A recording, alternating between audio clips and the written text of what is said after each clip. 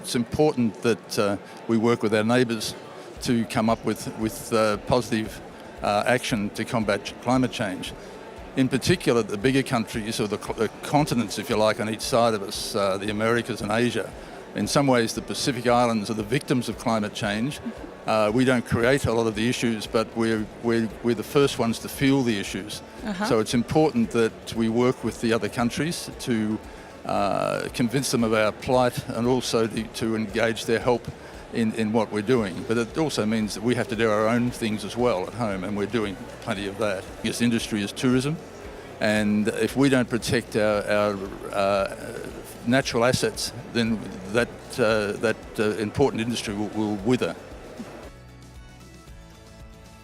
It's also important that we set targets and that we stick by them. They have to be realistic targets, obviously, and we need to make sure that we're meeting those milestones along the way.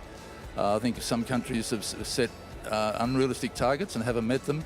Australia, which is a big industrialised country, compared with Fiji, which is a developing country, but there is no doubt that climate change is much better understood by people in Fiji than it is in my original country of Australia, where climate change seems to be dictated by politics rather than reality. Education, as I just mentioned in my last answer, I was really heartened last week by a survey in the newspaper in Fiji which showed that ordinary people were interviewed in the street, and these weren't senior executives or university graduates, they're just ordinary village people. And I was amazed at how much they actually understood.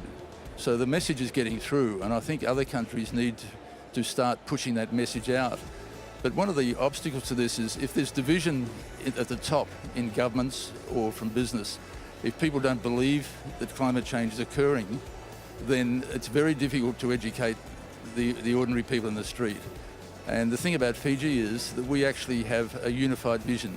Everybody is on the same page. Conventions like COP23 and the fact that Fiji is taking the leadership role with the presidency, which is pretty amazing for a small country of less than 1 million people to be taking that sort of a role. I think that should set an example for our neighbours, including Australia and New Zealand. I think New Zealand's probably further advanced than Australia, but certainly Australia need to pick up these issues, that there's a war going on out there and we all need to be on the same side.